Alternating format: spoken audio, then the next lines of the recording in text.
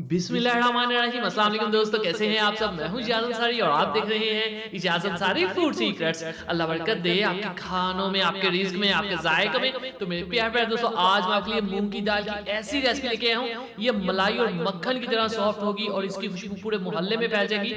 Even के hotel, restaurant और dhaba style जो दालें हैं वो इसके सामने कुछ भी नहीं होगी। चलें जी, बिस्मिल्लाहिर्रहमानिर्रहीम। खूबसूरत सी कढ़ाई लेंगे और यहाँ पे 1 कप मूंग की दाल, जिसको मैंने बहुत अच्छी तरह से धोकर फिर भिगो के रखा था। ठीक है, ये एक अहम बात होती है दालों को लेके। और प्याली को अच्छे से साफ किया करें, कोई भी चीज़ ज़ाया नहीं होनी चाहिए। ये रेसिपी सबसे आसान है, इससे आसान मूंग की दाल की रेसिपी नहीं हो सकती और यकीन करें टेस्ट में ये सबको हरा देती है। तो एक मीडियम साइज का प्याज इसमें जाएगा, एक खूबसूरत सा रेड कलर का टमाटर जाएगा इसके अंदर, अदरक लहसुन का पेस्ट 1 टेबल स्पून जाएगा।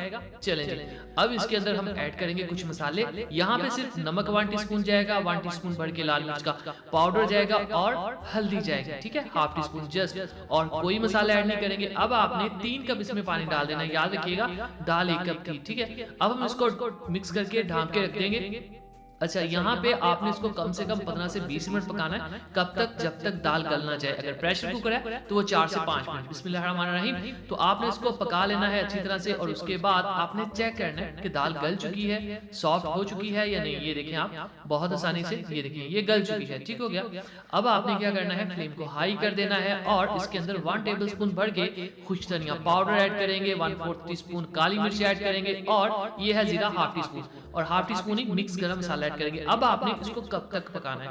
इसको तब तक पकाना है जब तक इसका पानी जो है ये खत्म ना हो जाए और पूरी दाल में एक लेस ही ना बन जाए, एक लेस ही बन जाए। ठीक है, स्मूथनेस आ जाएगी ना जब इसमें, तब तक आपने इसको पकाना है। लेकिन आपने इसको गाढ़ा नहीं करना, रखना आपने इसको पतला है। ठीक है, तो ये देखिए कंसिस्टेंसी आ चुकी है जो हमें चाहिए और थोड़ा सा ये लेसदार भी हो चुकी है। अब करते हैं मजे का काम। बिस्मिल्लाहिर्रहमानिर्रहीम। देसी घी लेंगे हम यहाँ पे 4 से 5 टेबल स्पून। डालडा घी ले लें चाहे देसी, लेकिन कोशिश कीजिएगा कि आप घी लें। फ्लेम आपने लो रखना है, हाई नहीं रखना। अब इसमें कुछ कलरफुल से काम करते हैं। हरी मिर्चें जाएंगी कटी हुई 2 से 3 और लाल मिर्चें मेरी फेवरेट वाली 2 से 3 और अदरक। इन 3 चीजों को लो फ्लेम के ऊपर आपने हल्का सा फ्राई करना है, सौते करना है, तड़का तैयार करना है। ठीक है, जलान ही आपने लेना है। यहाँ पे लोग अक्सर गलती करते हैं, सो इस चीज का आपने ध्यान रखना है। हल्का सा जब ये कड़कड़ा रहे तब आपने उस गरम दाल के ऊपर इसको बिस्मिल्लाहिर्रहमानिर्रहीम डाल देना है और आपने इसकी करनी है यहीं पे मिक्सिंग। ठीक है, तो आप देखिएगा इसके अंदर आपको एक ऐसी मलाई जैसी, एक क्रीम जैसी फीलिंग आएगी। मसाला भून के ये चीज तैयार नहीं होती, ये टेस्ट नहीं आता स्टार्ट में जो मसाला भुना जाता है। तो आपने ऐसे इसको जरूर एक दफा पकाना है। फाइनल लुक की तरफ चलते हैं। बिस्मिल्लाहिर्रहमानिर्रहीम।